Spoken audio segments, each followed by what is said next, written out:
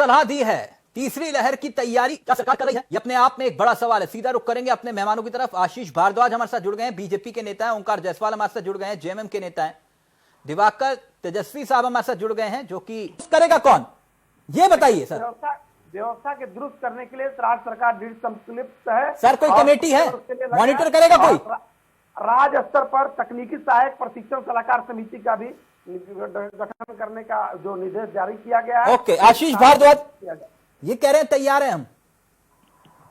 तिलक जी, सबसे पहले तो मैं आपको बहुत धन्यवाद दूंगा कि आज आपने ये शो किया ताकि ये सोती हुई सरकार जाग जाए। दूसरी बात, आज ज्यादा प्रत्यारोप आरोप की बात मैं नहीं करूंगा तिलक जी।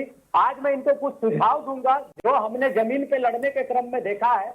और जो ओंकार जी कह रहे हैं ना कि जिस तरीके से हमने सेकेंड म्यूटेंट वायरस को संभाला है, भैया आपने संभाला नहीं है। आई एम सॉरी टू से, आपने संभाला नहीं है। राज भगवान भरोसे संभली है।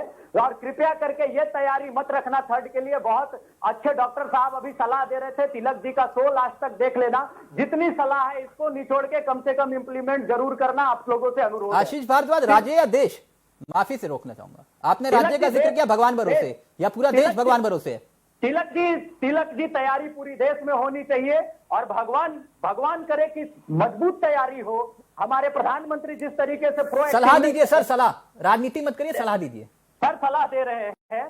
सलाह ये है, सबसे पहले तो तिलक जी की हमने देखा है कि फेस मास्क जो आपका ऑक्सीजन मास्क होता है, डॉक्टर साहब ने कहा उसकी बड़ी क्राइसिस है, रेगुलेटर की बड़ी क्राइसिस है, ऑक्सीजन सिलेंडर्स की बड़ी क्राइसिस है और यहां तक कि डॉक्टर्स अवेलेबल नहीं है। ये जो सेकेंड म्यूटेंट में, तिलक जी आप यकीन नहीं मानिएगा, मैं कोई आरोप प्रत्यारोप की बात नहीं कर रहा हूं, जो प्रत्यक्ष मैंने देखा है कि ये जनरल लड़के जो कंपाउंडरी करते थे किसी प्राइवेट में, वो रखे गए थे। बहुत सारे ऐसे हॉस्पिटल्स है तिलक जी जहां पे ऑक्सीजन सिलेंडर वगैरह मेंटेन करने के लिए। तो ये बड़ी, और बच्चों की बात है। और जैसा कि आईआईटी कानपुर का मैं दोपहर में रिपोर्ट पढ़ रहा था, उन्होंने दे रखा है कि नियर अबाउट अक्टूबर के बाद, ये एक कोई टाइम स्पैन तो है नहीं, लेकिन अक्टूबर के बाद संभावनाएं हैं कि थर्ड म्यूटेंट वायरस हमारे देश में आएगा। और आएगा तो हमारा झारखंड भी उससे अछूता नहीं रह जाएगा।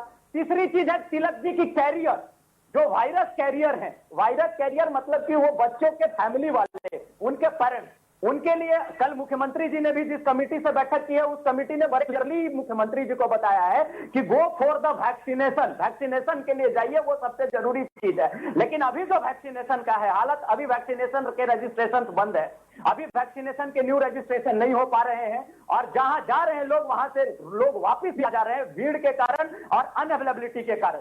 तो इन सब चीजों पर राज्य सरकार को मजबूती से ध्यान देना चाहिए। तीसरा चीज तिलक जी, मैं 1 मिनट और लूंगा, मैं आ रहा हूं, बहुत देर से लूंगा। आपने बहुत अच्छी बात कही है तिलक जी, संक्रमण गांवों तक पहुंच चुका है। हम जहां बैठे हुए हैं, हमारे यहां से मात्र 5 किलोमीटर दूर सुआ गांव है तिलक जी, वहां पे 30 लोगों की मौत हुई है और उसका कोई सुध लेने वाला नहीं है। हमने कल सीएस साहब से बात करके अनुरोध किया, वो गए हुए थे, बाकी प्रशासन लगी हुई है। अब तो इसमें तिलक जी मेरा एक और सुझाव है कि गांव लेवल पर, पंचायत स्तर पर मुखियाओं को इन्वॉल्व करके, जो जिला में ये टास्क फोर्स गठित कर रहे हैं, उस टास्क फोर्स को अगर ये पंचायत स्तर पर गठित करेंगे तो कुछ अच्छा रिजल्ट देखने के लिए मिलेगा।